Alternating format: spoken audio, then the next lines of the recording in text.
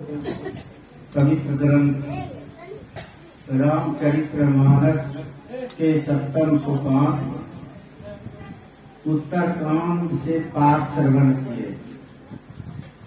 क्या सुन रहे थे? और उपदेश किनका था?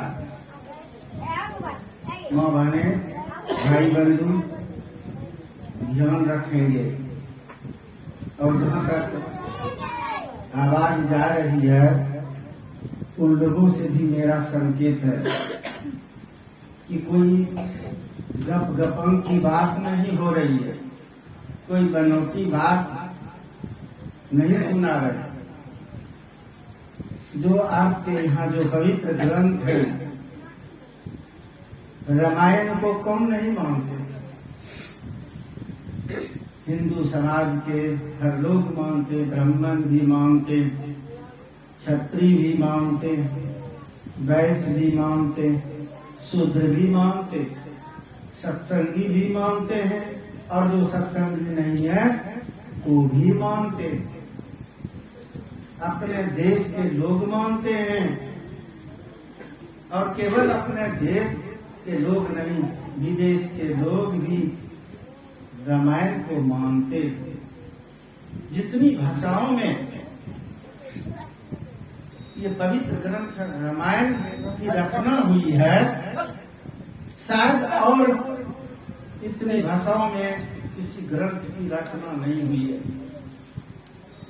रामायण की बात करेंगे तो 100 कोटि अपारा, 100 करोड़ रामायण का वर्णन कितनों गिनाया जाए। बंगला रामायण, अद्भुत रामायण, उड़िया रामायण, घट रामायण, कृतिवास रामायण, आनंद रामायण, तुलसी कृत, वाल्मीकि कृत, कितना गिनाया जाए 100 करोड़ रामायण का वर्णन है। और जिस रामायण को कुछ विदेश के लोग नहीं मानते थे, अब तो वो भी मानने लग गए। पहले विदेशी लोग रामायण को दंत कथा कह करके संबोधन करते थे कि केवल कथा है, सत्य बात नहीं है। लेकिन जब रिसर्च हुआ तो किया, लोग मानते नहीं थे, हैरान थे कि रामायण में सेतु बांध रामेश्वर का वर्णन है। बताइए तो ये हो सकता है? समुद्र में बांध, ये कैसे संभव है? और रामायण में पुष्पक विमान का भी वर्णन है। तो विदेशी लोग मजाक करते थे कि रामायण में पुष्पक का विमान, शून्य में आकाश में विमान, ये तो गपगपन की बात होगी। लेकिन अब वैज्ञानिक खोज किया, रिसर्च किया, आगे बढ़ गए। सेतु बांध रामेश्वर का भी खोज किया, पता लगाया तो बहुत प्रमाण मिला है, नमूना मिला है। और पुष्पक विमान, अब तो पूरे संसार के लोग सिद्ध किए हैं।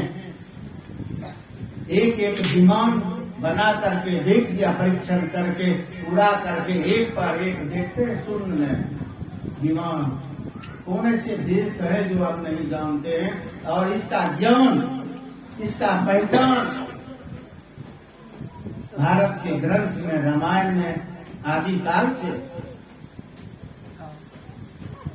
अब कैसे कहेंगे कि रामायण गलत है? भारत विश्व का गुरु रहा है सदा से। ऋषि प्रधान देश, संत प्रधान देश कहलाए हैं, और पूरे संपूर्ण विश्व का ये गुरु रहा है। तो यहाँ का ग्रंथ अगर आगे है, इसमें आश्चर्य की क्या बात? लोगों ने हाथ जोड़कर इस ग्रंथ को प्रणाम किया और कहा कि नहीं, दुरुस्त है, सत्य है। भारत पहले से गुरु है, तो भारत में ये पुष्पक विमान अगर पहले से वर्णन है, आश्चर्य की बात नहीं है, ये सत्य बात है। ये दंत कथा नहीं बल्कि सत्य बात है। सो अब रामायण को लोग श्रद्धा प्रेम से मानते हैं। और वही मैं कह रहा था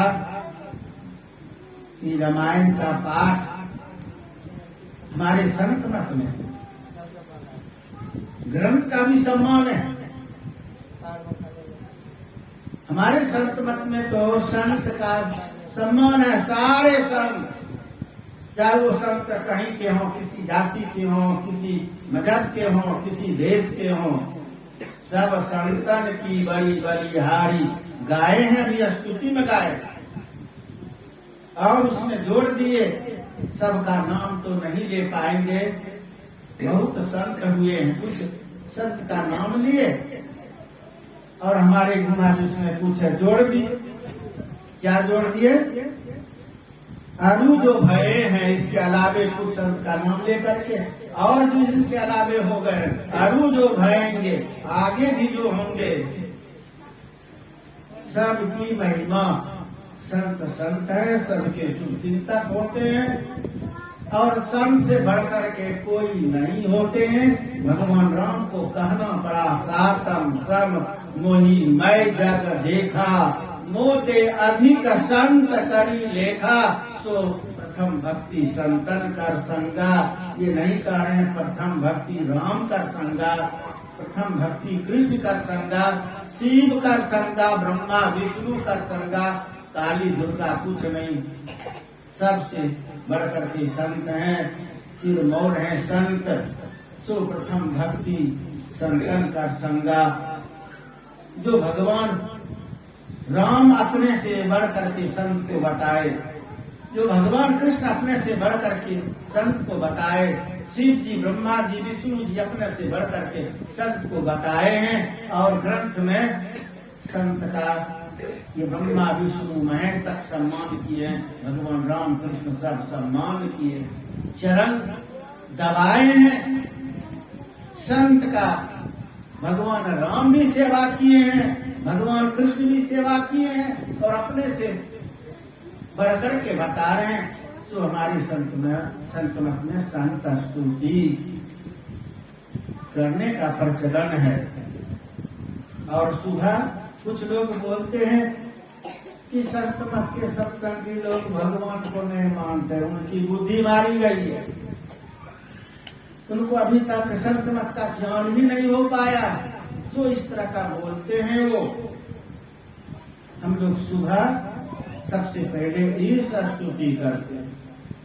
ईश का मतलब होता है परमात्मा, मालिक भगवान, उनकी स्तुति करते हैं और संत को अपने से बढ़ करके बताए, सो संत स्तुति भी करते। और सबसे प्रेम हो तो हम लोग ये गुरु से मांग करते, जो अभी गाय प्रेम भक्ति गुरु दीजिए। और कुछ सिद्धांत पाठ है तो हम लोग करते हैं। और जो भक्ति का आधार है, जड़ है, जिस अनुष्ठान से मानव का परम कल्याण होगा, सो स्तुति के तुरंत बाद पहले ध्यान कर। वेद उपनिषद गीता रामायण में देखिए ध्यान का जिक्र है कि नहीं। और यहाँ तक अगर ग्रंथ की बात आप नहीं मानते, पढ़ने की भी नहीं जानते और सत्संग भी सुनने का कभी मौका नहीं मिला है और आप कहते हम भगवान के भक्त हैं, तो भगवान को पहचानिए। शिव जी को लोग देवों का देव महादेव कहते। आज बड़ा शोर है, सत्संग को नहीं समझ रहा है, लेकिन कहते शिव चर्चा करो। अच्छी बातें हैं, शिव जी का ही चर्चा कीजिए। सत्संग को तो नहीं समझे तब उस तरह का बोलते, लेकिन शिव चर्चा करने से आपको ज्ञान कहाँ हो रहा है? कहते हैं सब कुछ कर्म करो, सब कुछ खाओ पियो। और हमारे शिव जी वैष्णव हैं, हमारे शिव जी गुरु के परम भक्त हैं और हमारे शिव जी ध्यान करने वाले हैं। आपको ये भी तो ज्ञान हो जाता कि कम से कम ध्यान करो। शिव जी बड़े ध्यानी हैं, बड़े योगी हैं। हम चित्र देखते हैं, शिव जी का फोटो देखते तो शिव जी ध्यान पर बैठे हैं, उनकी समाधि लगी है। विचार कीजिए, हर बात संत मत की है। शिव जी वैष्णव है, मांस मछली अंडा नहीं खाते। शिव जी नशा नहीं प्रयोग करते। ये तो न समझ लोग शिव जी को बदनाम कर दिए, ग्रंथ में कहीं नहीं पाइएगा। लोग कहते हैं गांजा भांग शिव जी को चढ़ता, ये मूर्ख लोग बकते हैं। ग्रंथ से दिखाइए, कहीं है रामायण में, गीता में, महाभारत में, चारों वेद में, 18 पुराण में, 6 शास्त्र में और शिव पुराण शिव जी का खास पुराण है।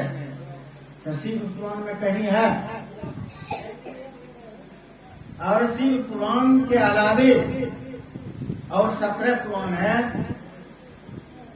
तो सब पुराण में शिव जी का कुछ न कुछ उपदेश है। कहीं है उपदेश में कि मेरे मंदिर में आ जाना, जल फूल प्रसाद चढ़ा देना, गांजा भांग चढ़ा देना, खूब मांस मछली अंडा खाते रहना, तू एक नंबर के भक्त हो जाओगे।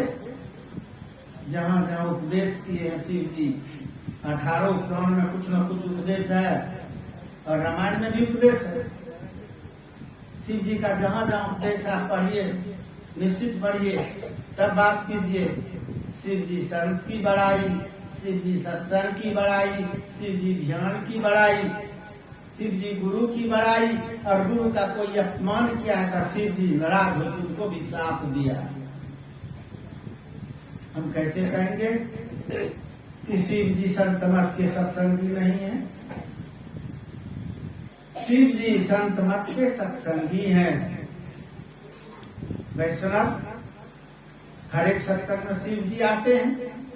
रामायण पढ़ेंगे तो वर्णन है कि काग भुसुंडी जी, काग भुसुंडी कौवा का नाम।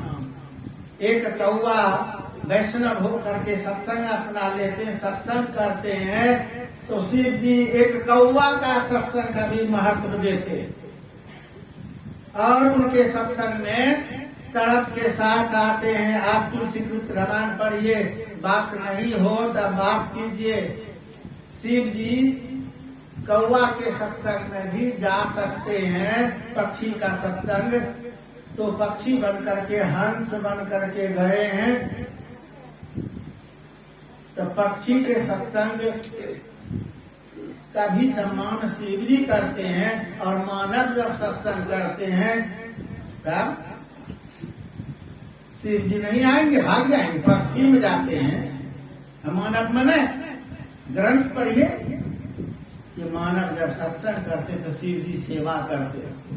वहां तो केवल पक्षी के सत्संग में हंस बन करके गए हैं और हंस रूप से सत्संग श्रवण किए।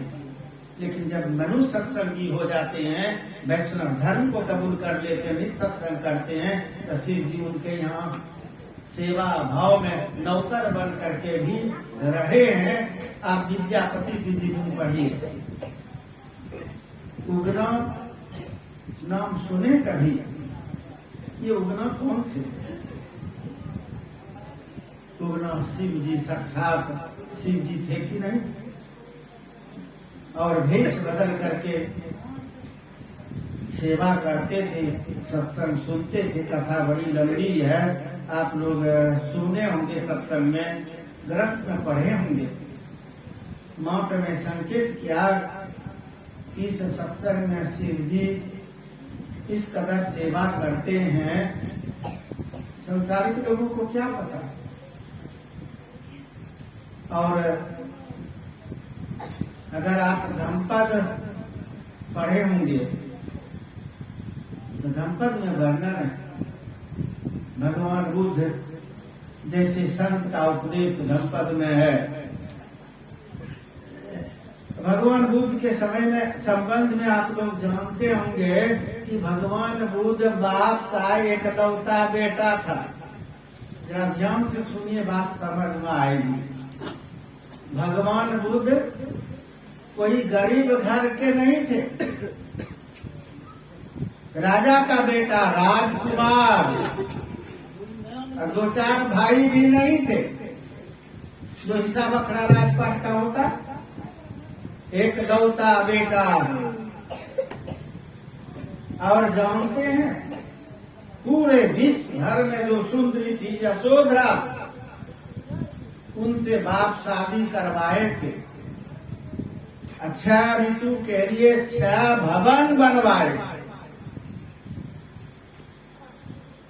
हम लोगों को एक को भवन हो जाए, सालों भर उसी में रहेंगे, बढ़िया सुंदर, तो लोगों को कितनी खुशी होगी। गोविंद वहां से सुन रहे थे, झोपड़ी में है और पानी पड़ता तो नीचे भी चला जाता तो कितना कष्ट होता है। और जिनका घर बढ़िया से हो पक्का वाला, उनको लगता है कि मैं पानी वाला का कष्ट नहीं होता, ठंडी में भीतर हो जाते, बरसात में अपना भीतर में सुरक्षित रहते, आंधी तूफान में सुरक्षित हो जाते। आज इसका झोपड़ी है तो आंधियों तूफान उसको उड़िया देता है, नहीं देखें कभी, बरसात में भी या ठंडियों में भी। तो एक भी मकान हो जाता है तो लोग अपने आप को भाग्यशाली समझते हैं। लेकिन भगवान बुद्ध के लिए 6 ऋतु के लिए 6 भवन, सुंदर सुंदर भवन मौसम के अनुकूल बाप बनवाए थे। सुंदरी यशोधरा से तो शादी करवाई दिए थे। अच्छा, वो भवन में एक पर एक सुंदरी नर्तकी नियुक्त कर दिए थे कि विषय का सुख इनको मिलता रहे। बाप देखिए किस कदर था। और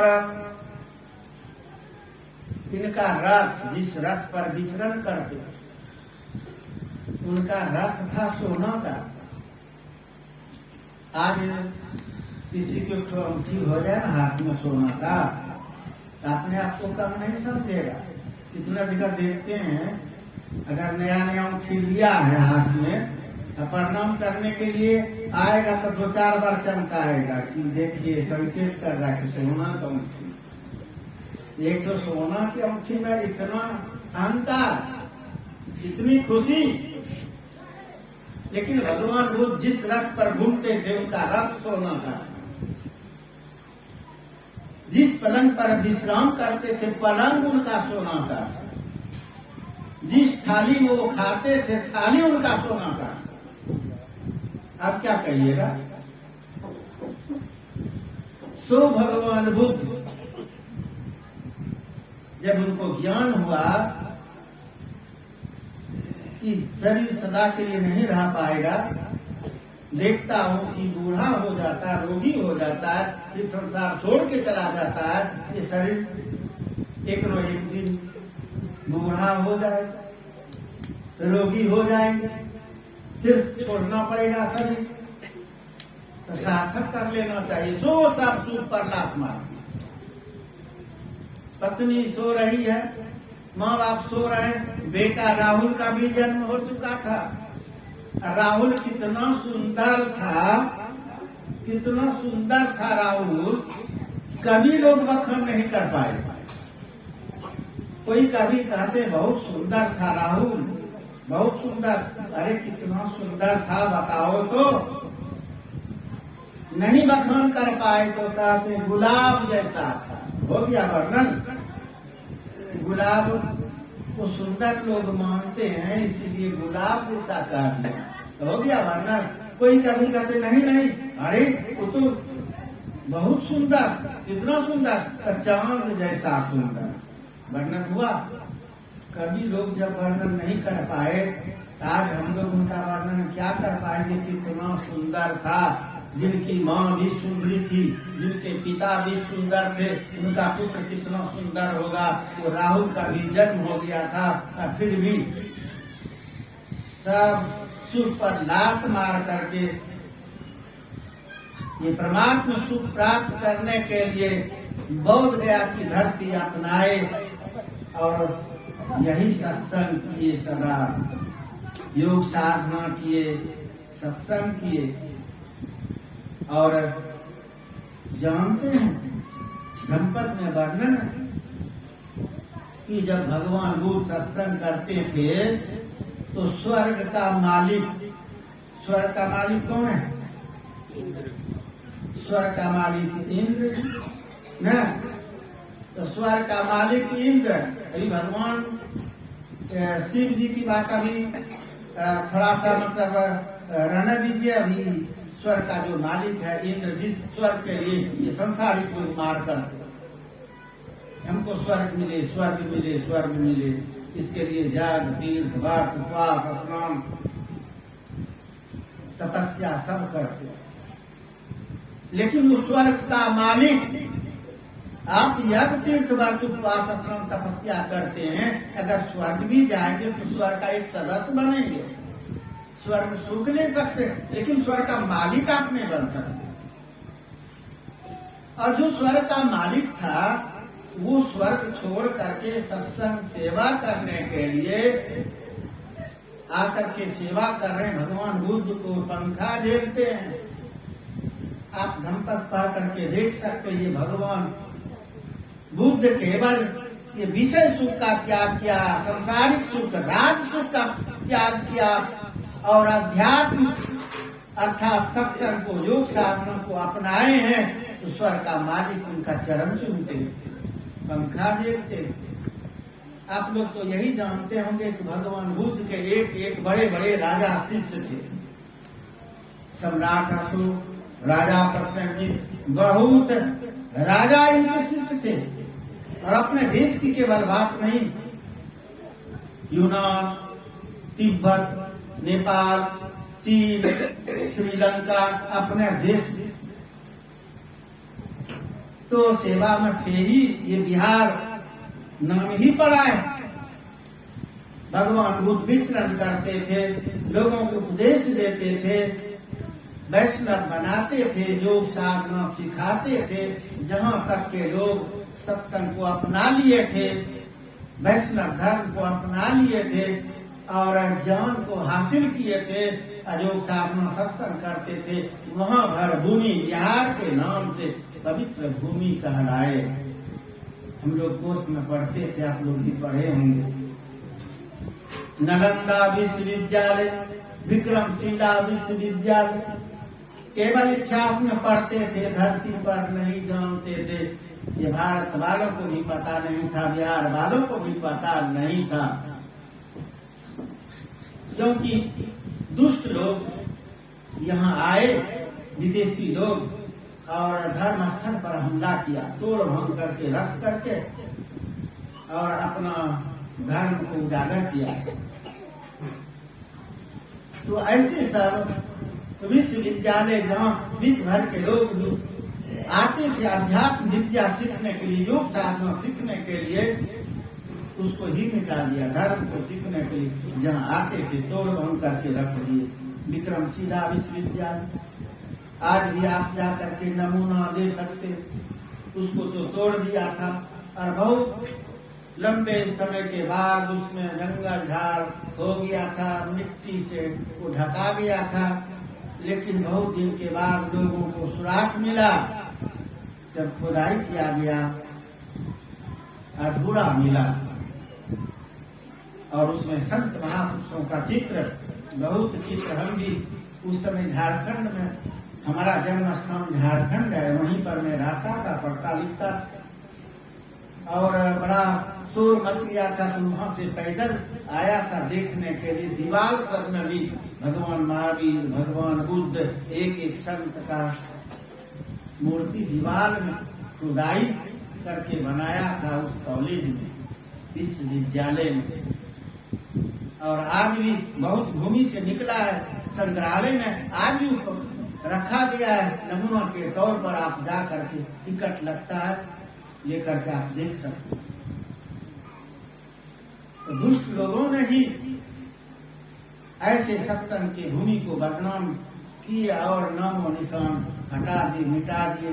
धीरे धीरे बिहार के लोग भाग गए और फिर शराब, मांस, चोरी, डकैती, बेईमानी, सैकड़ों में आगे हो गए। जो बिहार धर्म आगे थे, बिहार के नाम पर लोग हाथ जोड़ लेते थे, जिसे विश्व के लोग इतने पवित्र माने जाते थे। आज यही बिहार के लोग कहीं जाते हैं तो डर से अपना जगह नहीं बताते कि हम बिहार के बिहारी हैं। लोग बोलते हैं कि सम्मान नहीं होगा। क्यों? अब इस बिहार के लोगों को चोर मानते हैं, चिल्लर मानते हैं, पॉकेट मार मानते हैं। बेईमान समझते। कर्म विपरीत हो गया तो विहार का अब सम्मान की जगह पर अपमान हो रहा है। और फिर इसी विहार को पवित्र बनाने के लिए से महापुरुष अवतार लिए और बिहार में जो सबसे खराब जगह भागलपुर और मुंगेर माना जाता है, तो भागलपुर में डेरा लगा करके और इतना सत्संग का प्रचार किए, पवित्र बनाए। तो कहने का भाव था कि धम्पद में जो वर्णन है कि भगवान बुद्ध जब सत्संग करते थे तो स्वर्ग का मालिक आकर के पंखा झेलते थे। और वर्णन है सत्संगी लोगों का भी सेवा करने के लिए देवी देवता स्वर्ग से आकर के और हमारे वैष्णव सत्संगी लोगों का सेवा करते थे। धम्पद में सब वर्णन। झाड़ू लगाते थे, भूमि पर बैठने का व्यवस्था दरी चट्टी बिछा देते थे, पानी पिलाते थे, पंखा झेल देते थे। लोगों को पता क्या रहेगा? आंख रहे लोगों को तब तो इसी सत्संग में कौन कौन है सबको पता है। अगर आपको वो आंख हो जाए और ये दृश्य सत्संग वाला आपको सूझ जाए तो सत्संग का निंदा ही भूल जाएंगे। कभी जीवन में सत्संग का निंदा नहीं करेंगे। आंख नहीं है तो आप नहीं देखते इस सत्संग में कौन कौन है। इसके लिए योग साधना करके आगे बढ़ करके देखिए कि कौन कौन सत्संग मारते। ऐसे तो बाहरी बात हम लोग कोर्स में पढ़ करके भी जानते। क्या हर एक सत्संग में हनुमान जी आते हैं कि नहीं? गोस्वामी तुलसीदास जी महाराज की जीवनी पढ़िए, कोर्स में पढ़े थे, क्लास में ही पढ़े थे कि हर एक सत्संग में हनुमान जी आते हैं। प्रेत वाला कथा पढ़ी गोस्वामी तुलसीदास जी महाराज की जीवनी वर्णन। एक बैर गाछ में पानी डाल देता था, पंचू करने के बाद जो लोटा में पानी बचता था गोस्वामी तुलसीदास जी महाराज एक बैर गाछ में डाल देते थे। कथा लंबी है, मात्र संकेत करता हूँ मैं, पढ़े होंगे तो ख्याल हो जाएगा, नहीं तो पढ़ लीजिएगा। तो उस बैर गाछ से एक दिन प्रेत प्रकट हुआ और गोस्वामी तुलसीदास जी महाराज को कहते हैं कि आप हमको पानी पिलाए हैं तो हमसे भी कुछ ले लीजिए। गोस्वामी तुलसीदास जी महाराज उस समय एक ही भूख थी कि भगवान राम का दर्शन हो जाए। तो झट से कहा दिया कि हमको भगवान का दर्शन करा दो, भगवान राम का। प्रेत कहा कि देखो भगवान राम का दर्शन हम नहीं करा सकते, हम प्रेत हैं। अगर भगवान का दर्शन हमको हो गया रहता तो हम प्रेत बनकर के इस बैर गाछ में दुख पाते, भटकते, पानी पीने के लिए नहीं मिलता। तो आप दे देते हैं बचा हुआ पानी, पैखाना वाला पानी प्रेत को भी मिल जाता तो वही बहुत हो गया। समझिए प्रेत का जोनी कैसा है। और भक्ति भजन नहीं करेंगे, अब प्रेत बन गए तब गोस्वामी ये कबीर साहब की वाणी में है, पहला जन्म भूत का पाई। भजन सुने होंगे। अगर दीवाने मन भजन बिना पछताई है, भजन नहीं करेंगे, अनसुनी करेंगे तो ये शरीर छोड़ने के बाद अन्य शरीर में जाना पड़ेगा। और कहते थे भूत के शरीर में भी जाना पड़ेगा, तब कितना सुख होगा। प्रेत कह रहा है गोस्वामी तुलसीदास जी महाराज से कि हमको तो पीने के लिए पानी भी नहीं मिलता, ये तो आप पैखाना मेरा पानी दे देते तभी वो हमको मिल जाता है। और बदले में कुछ ले लीजिए, तो प्रेत क्या दे सकता है? क्या देगा प्रेत? प्रेत को कोई खुश करेंगे भक्ति प्रेत का सेवा करके, पूजा पाठ करके अब खुश हो जाए, प्रेत क्या देगा? कहीं से कुछ ला करके दूसरों का लेके भागेगा, आपको देगा, मांग कीजिएगा उनको लड्डू चाहिए, मिठाई चाहिए, तो चक्कर लगाएगा, बाजार में लेके भागेगा, दे दे। कुछ रुपया पैसा मौका मिलेगा, कहिएगा हमको रुपया चाहिए, कहीं से लेके भाग के दे देगा कर। लेकिन संत महापुरुष लोग कहते हैं कि प्रेत का दिया हुआ न कभी खाइए न लीजिए, उनका अपने भोग में मत लीजिए। क्यों? वो तो अपने कर्म का फल भोग ही रहा है, प्रेत बना ही है, और उसके कर्म में आप भागीदार हो रहे हैं। दूसरे को तड़पा के, दूसरे को लेकर के रुला के भागेगा, आपको देगा, आप युद्ध कीजिएगा, प्रेत को तो भोगना पड़िएगा, अब वही आपको भोगना पड़ेगा जो प्रेत भोगता है, अर्थात मर करके प्रेत बनिएगा। इसलिए प्रेत का दिया हुआ कभी नहीं खाना चाहिए, न रुपया पैसा कुछ भी दे तो लेना भी नहीं चाहिए। याद रखिए, कभी ये भूल नहीं कीजिए। तो गोस्वामी तुलसीदास जी महाराज क्या मांगते, ताकि देना चाहते भगवान राम का दर्शन कराते, ताकि नहीं ये नहीं होगा। प्रेत दर्शन कैसे करा देगा? दर्शन भगवान से मिलने का काम तो संत का है, गुरु का। ये कोई पंडित जी ब्राह्मण का भी काम वो भी नहीं करा सकता। तभी न देखते कोई गुजर जाता तो महापातर और पंडित जी दोनों मिलकर के पूजा पाठ सब करा के, क्रिया श्राद्ध करा के पितर मिलान करता, देव मिलान करने का भी तो पावर नहीं, ईश्वर मिलान करा दिया। आज तक सुने पितर मिलान, जो नीचे है बाप दादा भक्ति भजन नहीं किए, भटक रहे, उसमें मिलाया, स्वर्ग में भी नहीं मिलाया, देव मिलान करा देता, स्वर्ग मिलान करा देता, तब ना समझते कि बढ़िया किया, वो नहीं। और भगवान से मिलाने का है पंडित जी को पावर, लेकिन संत में, गुरु में वो पावर है, आपको सतधाम पहुंचा देगा, परमात्मा से मिला देंगे, जीव को पीठ में मिला देंगे। मिलाने का की शक्ति संत सदगुरु में है। तो प्रेत कैसे भगवान का दर्शन कराता? ताकि तब नहीं दर्शन करा सकते तो हमको जाने दो, ताकि नहीं कुछ तो लेना पड़ेगा। एक अपने जिद पर अड़े हुए, तब प्रेत का की देखिए हम तो दर्शन नहीं करा सकते, लेकिन एक राज, एक भेद हम बता सकते, ताकि ठीक है राज ही बता दीजिए। तब प्रेत कहते भारी मूर्ख हैं आप, भगवान का दर्शन चाहते हैं, बार बार भटकते सत्संग में जाते हैं। अरे सत्संग में जाओ, सत्संग में भगवान राम के परम भक्त हनुमान जी हर एक सत्संग में आते, प्रेत बता रहे, भगवान राम के परम भक्त हनुमान जी हर एक सत्संग में आते हैं, सबसे पहले आते हैं और सबसे बाद में जाते हैं। अगर नहीं हो, गोस्वामी तुलसीदास जी महाराज के जीवन कोर्स ही पढ़िए, अगर ग्रंथ आप नहीं मानते तो कोर्स पढ़िए आप, और नहीं हो तब बात कीजिए। प्रेत कह रहा है कि सत्संग में जाओ, सत्संग में भगवान राम के परम भक्त हनुमान सबसे पहले आते हैं सत्संग में, और सबसे बाद में जाते हैं। तो हनुमान जी हर एक सत्संग में आते हैं, आंख नहीं है नहीं देख पाते, शिव जी हर एक सत्संग में आते हैं, आंख नहीं है नहीं देख पाते, ब्रह्मा जी, विष्णु जी, भगवान राम, कृष्ण सब इस सत्संग में आते हैं, देवी देवता आते। तो गोस्वामी तुलसीदास जी महाराज को कुछ यकीन हुआ प्रेत के कहने पर, सो गोस्वामी तुलसीदास जी महाराज उस दिन से सत्संग में जाने लगे।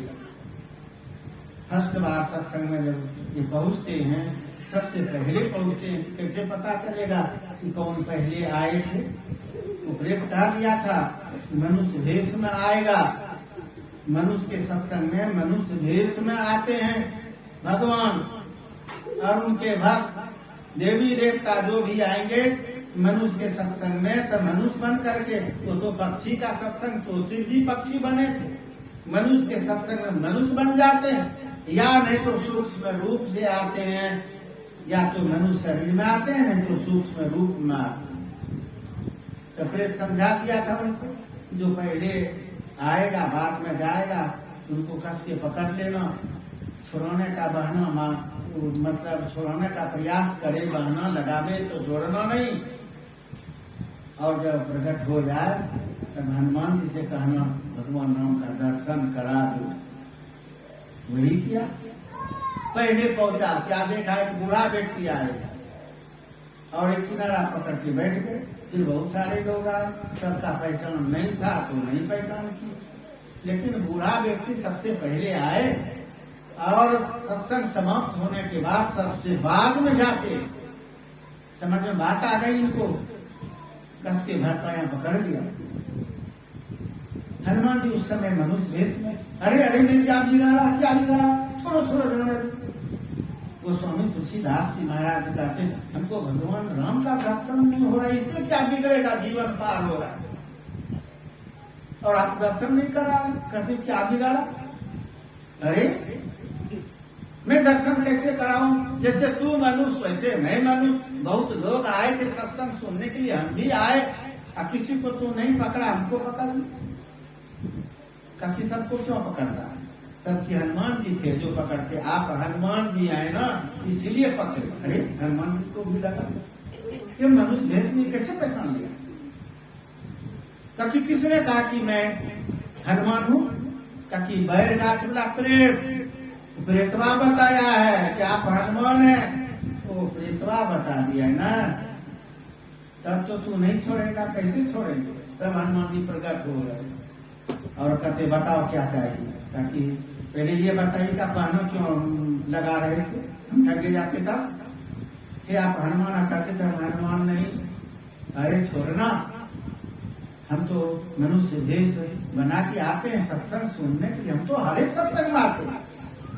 अपने भेष में आएंगे तो सत्संग सुनने देगा, तो जिधर देखो उधरे पकड़ लेगा, जिधर देखो उधरे पकड़ेगा। हनुमान जी पहले हमारा कम कर दीजिए, हमको आशीर्वाद दे दीजिए, हमको ये सत्संग हमको सुनने देता, हम भेष बदल के आते। और हम क्या, इस सत्संग में तो सब आते, शिव जी आते, ब्रह्मा जी आते, विष्णु जी आते, भगवान राम आते, कृष्ण आते, सब आते। तुमको क्या चाहिए सो बोल, ताकि हमको भगवान राम का दर्शन, ताकि भारी मूर्ख हो तुम, भगवान राम का दर्शन चाहते हो और सत्संग से दूर भागते हो। बैरगाछ में कौन नहीं तो क्या मिलेगा, प्रेत। ताकि अरे वो प्रेत तुमको बता भी दिया था, सत्संग में हमारा पहचान दिया था, तो तू हमको पहले न पकड़ लेता। इसी में तो सब आए थे, भगवान राम यही आए थे, आरती हो गई ना, सब चले गए, अब क्या तुमको दिखाएंगे। अब आना दूसरे जगह सत्संग में। अब हनुमान जी सत्संग की महिमा बता रहे, प्रेत बताया, हनुमान जी मिलिए गया। अब हनुमान जी खुद कह रहे हैं कि दूसरे जगह सत्संग में आना, यहाँ तो आरती हो गई ना, सब चले गए।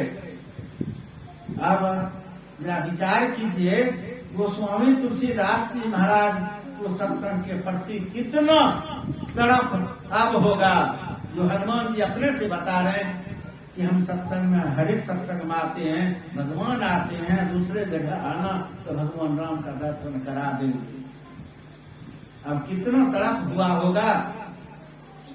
गोस्वामी तुलसीदास जी महाराज सत्संग के लिए तड़पने लग गए।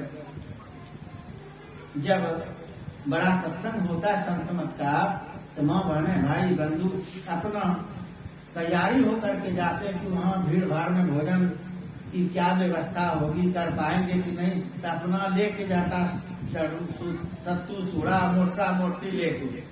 तो ये संसारिक लोग हंसते उनको, जो पागल हो गया पागल, देखो गोस्वामी तुलसीदास जी महाराज पर हंसिए। अब तड़प हो गया, गोस्वामी तुलसीदास जी महाराज सत्संग के लिए पागल है, खोज रहे कहाँ सत्संग कहाँ सत्संग। पता चल गया चित्रकूट के घाट पर होने वाला है। सबको उसकी बात बता रहे हैं, और ग्रंथ में भी, अध्यात्म ग्रंथ में भी ये कथा है।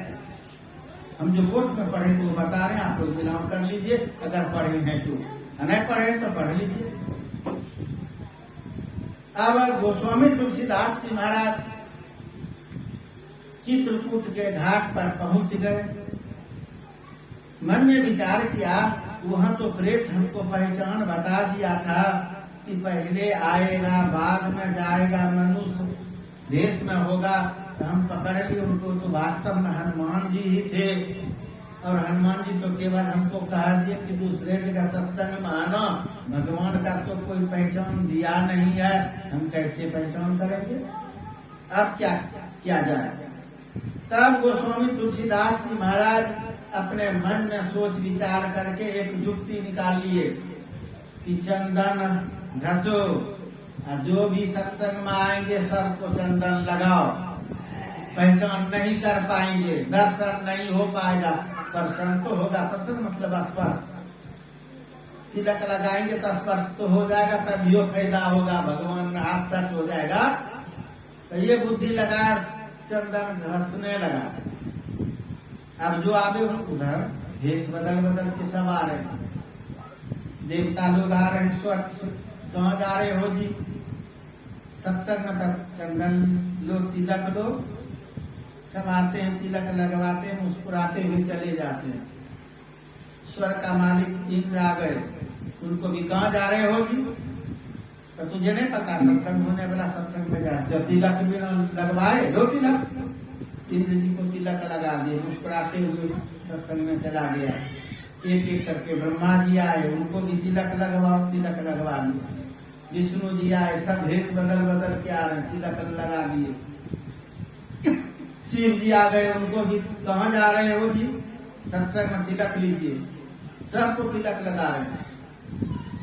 इस तरह से भगवान कृष्ण आए, उनको भी तिलक लगा दिए। हनुमान जी आ गए, उनको भी तिलक लगा दिए। हनुमान जी को चिंता हो गई, इनको तो आंख नहीं है, सबको तिलक तो लगा रहे, भगवान का दर्शन चाहता है, आंख है ये नहीं, पहचान होगा क्या? हमको भी जब तिलक लगा दिया, हमारा पहचान नहीं कर पाया। जब हम ही बताए थे इनको, तो हमारा पहचान नहीं कर पाया। अब तो भगवान राम का नंबर है, तो क्या पहचान कर पाएगा? हमको ये झूठा सिद्ध कर देगा कि हनुमान जी झूठे बोला कि सत्संग में सब भगवान आते। लगता है कि हमको कुछ करना पड़ेगा। हनुमान जी मन में विचार किया और क्या किया, तुरंत तोता का रूप धर लिए, और वहां जो वृक्ष के नीचे वो बैठ करके चंदन घिस रहा था, उसी वृक्ष पर बैठ कर गया हनुमान जी, तोता रूप लेकर। साथ में तब तक भगवान राम आ गए। कहते कहाँ जा रहे हो जी? सत्संग में, तो तिलक लगवाइए। भगवान राम जी मुस्कुरा रहे हैं कि बढ़िया भक्त है, हमारा दर्शन चाहता है। अब बिना योग साधना का, सत्संग का हमारा दर्शन ये करेगा कैसे? बिना पवित्र बने, शुद्ध बने, हमारा दर्शन होगा कैसे? ये दर्शन चाहता है, तो तिलक लगवाइए।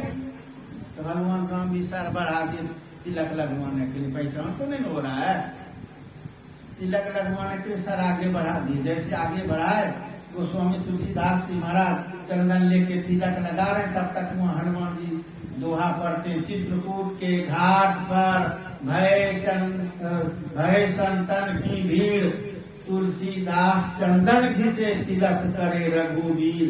ये दोहा पढ़ते पढ़ते ब्राह्मण बूढ़ा हो गए, क्षत्रिय वैश्य शूद्र सब नर नारी सब बूढ़ा हो गए, मर मर के श्मशान घाट चले गए, और आज तक भी सत्संग का महत्व नहीं समझा कि सत्संग में ही सब आते।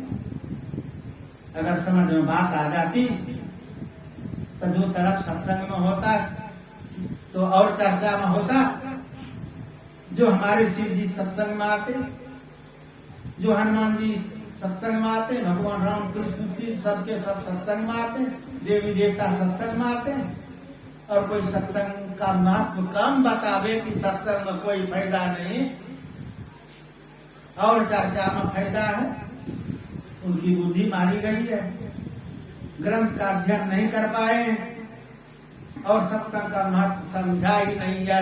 जीवन तो सत्यानाश कर ही लिया है, जो शेष जीवन बचा है वो भी चौपट करके संसार से घट मार के जाएगा, चक्कर लगाएगा। पवित्र ग्रंथ रामायण की बात मैं कर रहा था कि आज आप लोग रामायण से पाठ सुने, और इस रामायण के संपूर्ण रामायण के कुल 8 कांड हैं। संपूर्ण रामायण के कुल 8 कांड हैं। प्रथम तो कांड बाल कांड। बाल का अर्थ होता शुरुआती बच्चा वाला कांड। शुरुआती कांड में, बाल कांड में आप पढ़िए और समझ में बात आएगी सत्संग की क्या महिमा। हम लोग नहीं छप पाए हैं रामायण को। आपके घर में जो रामायण हो उसी रामायण को पढ़िए। हो सकता है कि आपके मन में भ्रम हो जाए कि सत्संगी लोग छपा लिए हों अपने रामायण में, तो आपके घर में जो रामायण हो उस रामायण को पढ़िए और उस बाल कांड को केवल अगर समझ जाएंगे तो भूल जाएंगे सत्संग का शिकायत निंदा। भरपूर महिमा उस बच्चा वाला कांड में, बाल कांड में संत की महिमा, गुरु की महिमा, सत्संग की महिमा, दानव को मानव बनाने का जड़ी, एक भटके लोगों को अमर बनाने का जड़ी सत्संग में है। जो जो सत्संग अपनाए वो मोक्ष पाए, वो अमर हुए। चार फल सुनी समुझई जन मुदित मन, मत जहि अति अनुराग, लहई चारि फल छत्तर साधु समाज प्रयास। बालकांड में वर्णन चार फल, अर्थ, धर्म, सब इच्छा की पूर्ति, और अंत में जब यहाँ से जाएंगे अधोगति में नहीं मोक्ष पाएंगे। जो सबसे बड़ा सुख है वो मोक्ष पद प्राप्त करेंगे, जहाँ जाने के बाद उन्हें जीव को भ्रमण नहीं करना पड़ता है, 84 में चक्कर लगाना नहीं पड़ता है, अर्थात उनकी छुट्टी हो जाती है। वही भगवान राम का है, ये सत्संग से होगा। बिना प्रयास के जो सत्संग अपना लिए हैं वो बड़ा भागी हैं, अब बिना प्रयास के भवसागर से पार चले जाएंगे। बड़े भाग पाइया सत्संगा, बिनु प्रयास होई अभाव भंगा। कहिएगा कि प्रयास है क्या? जो भगवान राम करे बिना प्रयास के जो सत्संग अपना लिया, सत्संगी बन गए, तो बिना प्रयास के भवसागर से पार चले जाएंगे। तो प्रयास क्या है? तो प्रयास जो हम 365 दिन के अंदर एक एक प्रयास अनुष्ठान करते रहते, यही प्रयास है। यज्ञ, तीर्थ, व्रत, उपवास, स्नान, तपस्या, एक एक पूजा पाठ, नवरात्रि, शिवरात्रि, चौरचंदा, तीज, जितिया, ये जितने अनुष्ठान है, बड़का पर्व, सोमवारी व्रत, मंगलवारी, गुरुवारी, शुक्रवारी, शनिवारी, रविवारी, एकादशी, ये जितने अनुष्ठान है भगवान राम का, ये सब प्रयास करने का भी जरूरत सत्संगी लोगों को नहीं है। बिनु प्रयास हो या भाव भंगा। और यकीन नहीं हो तो प्रमाण तृतीय सोपान आरण्य कांड से लीजिए आप। नीच जाति की भिड़नी मतंग ऋषि से दीक्षा ली और सत्संग अपना ली। जीवन में और कुछ नहीं की, सत्संग दोनों तरह का बाहरी सत्संग और आंतरिक सत्संग की थी। एक नीच जाति की भिड़नी की व्रत, उपवास, स्नान, जल, तीर्थ, मंदिर का भ्रमण, केवल जीवन में सत्संग की रामायण पढ़िया। और इसी सत्संग के प्रभाव से भगवान राम को उनके कुटिया पर आना पड़ा। एक भिड़नी के कुटिया पर, नीच जाति के कुटिया पर आना पड़ा, और उनके हाथ का जूठन बैर भी श्रद्धा प्रेम से ग्रहण किए हैं भगवान राम। एक सत्संगी वैष्णव का क्या कीमत है, इस रामायण को पढ़िए, आप बात समझ में आ जाएगी। ये भक्त सत्संग के बिना पूर्ण नहीं हो पाते और भगवान को रिझा नहीं पाते। तो सत्संग की महिमा इस रामायण में बहुत है, और जीवन लोगों का पार हो जाता है और सत्संग से दूर रह जाते हैं तो कल्याण होगा कैसे? आप लोगों का मन विचलित हो रहा है, शायद इधर उधर देख रहे हैं। आइए तब भजन सुनिए। भजन का विशेष